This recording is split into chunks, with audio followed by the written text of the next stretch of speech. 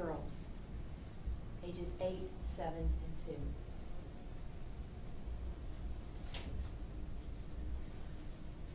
Althea Johnson showered. She cleaned up the bathroom where she gave birth, and she threw her bloody clothes in the trash can.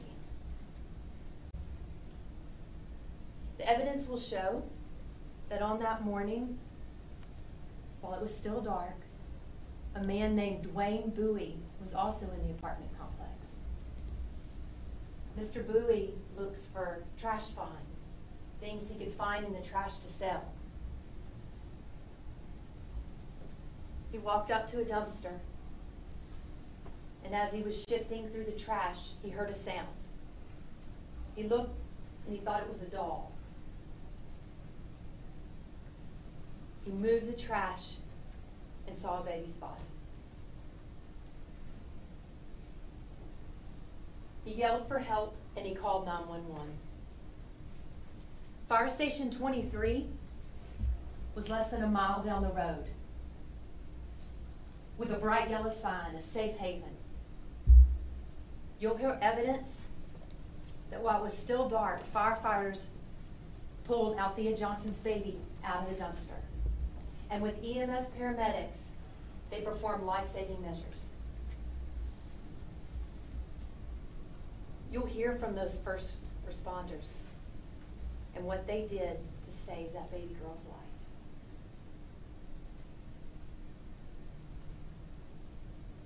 You'll also hear and hear about DNA evidence that proves the baby was the child of Althea Johnson. At the end of this case, the state will ask you to find the defendant in this case, Althea Johnson, guilty of abandoning a child, imminent danger. Thank you. Thank you, Ms. Morgan. Thank you. Thank you. Counsel? Good morning. So Ms. Morgan just told you about all of the dark and disturbing things that she expects that you will hear about in this case. And although Leilani is alive and doing well, there is no doubt that this case is disturbing. But she's only told you half of the story.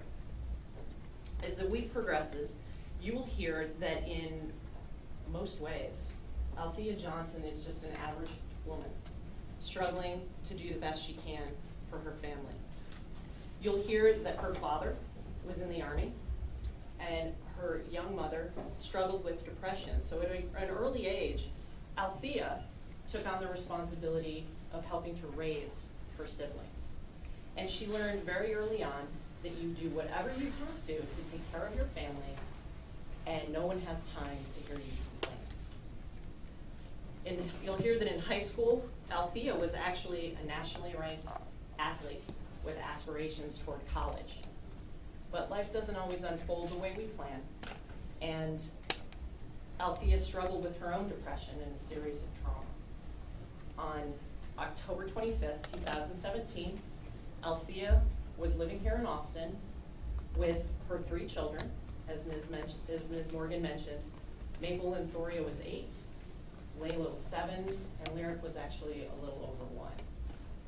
Day in and day out, Althea was not just showing up, but she was loving and parenting her girls. She was helping with homework, she was kissing scraped knees, she was feeding and clothing and supporting the entire family. You'll hear that she moved here at the insistence of her abusive ex-boyfriend, Xavier Swanson. She was far away and isolated from her family and her support system, and she was working 2 jobs that paid her less money in total than any previous position she had held. But she did what she needed to do to keep a roof over their head and food on the table. The evidence will show that every morning at about 4 a.m., Althea was up, doing hair, feeding everyone, and making sure everyone was ready to go when she left the house to walk 5 miles to her first job. She was working as a cook and then a housekeeper at the sleep in. You'll hear that by the time she got home, she had just enough time to feed everyone again, catch up on their day, and maybe help with homework, any other things that needed to be done before she had to get ready and head out to her second job. If she was lucky, she got a quick bite to eat before the crowd started rolling in, and she worked as a server at Applebee's. So depending on the crowd, she would get home somewhere between 2:30 and 3 o'clock in the morning. She'd make a bottle for Lyric, and she would sleep for between an hour and an hour and a half each day before she got up and did the same thing over again. And she did that 6 days a week without complaint. You will hear that she did this day after day, month after month, and by October of 2017, the people closest to her will tell you that they saw that it was starting to take a toll. And to add insult to injury, in walks Xavier Swanson. You will hear that he wasn't supposed to be there, and she didn't want him there, but he was back in their lives and he was back in the apartment. And the people will tell you that the cracks soon began to show. You'll hear that Althea had taken in her brother and 2 roommates with their child to help her watch the children and to defray expenses.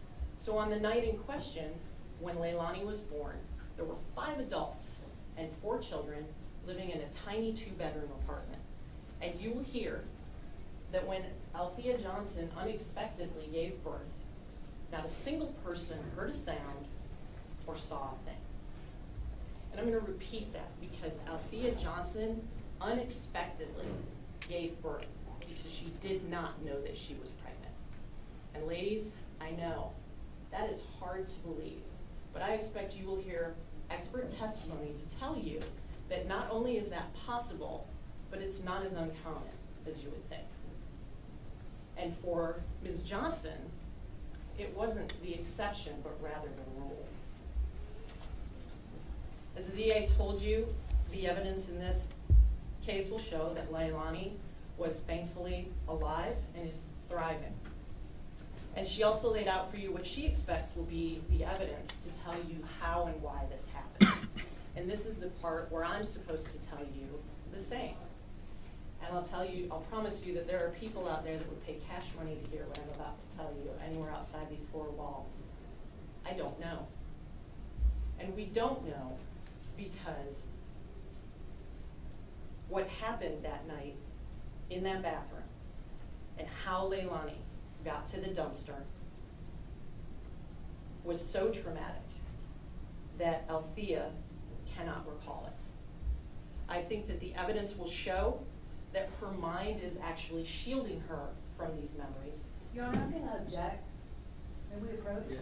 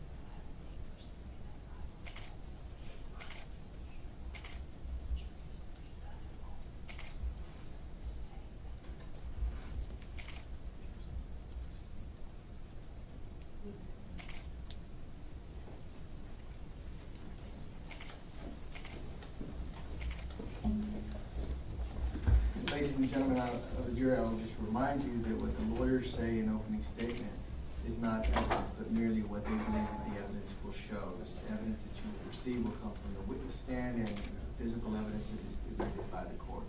Thank you. I expect that the evidence in this case will show that it is very unlikely that Althea Johnson consciously and intentionally frisked her child. You don't have an objection. Overruled. Go ahead. Thank you, Your Honor. In a dumpster. Your Honor, may I approach? Yes.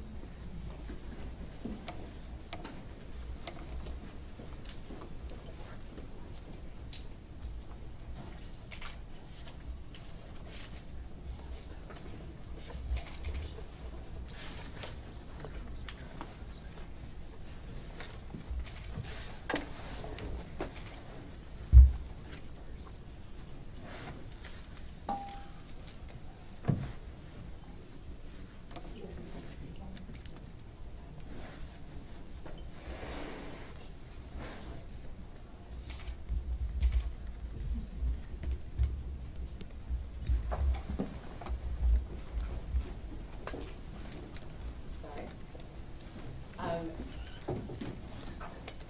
So what the DA didn't mention is that following the discovery of Leilani, after the investigation, you will hear that Ms. Johnson voluntarily gave statements to both CPS and to APB.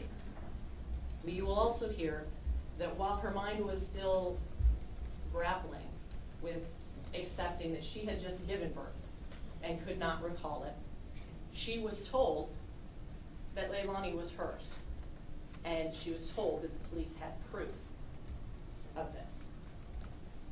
You will hear that even though she felt to her core that it was impossible for her to do such a thing, that she accepted what they told her and she tried to take responsibility for it. She is still prepared to accept the consequences if you find her responsible. But she does not recall the events of the birth itself. I am confident that once you hear all of the circumstances surrounding how and why she gave the statements that she did, and you see the actual evidence in this case, that you won't believe that she consciously abandoned her child. And I know that you'll have reasonable doubt. Thank you, Mr. Conlon. Does either party wish to have a rule invoked at this time? Yes, Your Honor. Okay, the rule has been invoked. If there are any witnesses that are in the courtroom today, please exit. I don't see any, so State, you may call your first witness. Oh, that's it. Yeah, he's shutting down.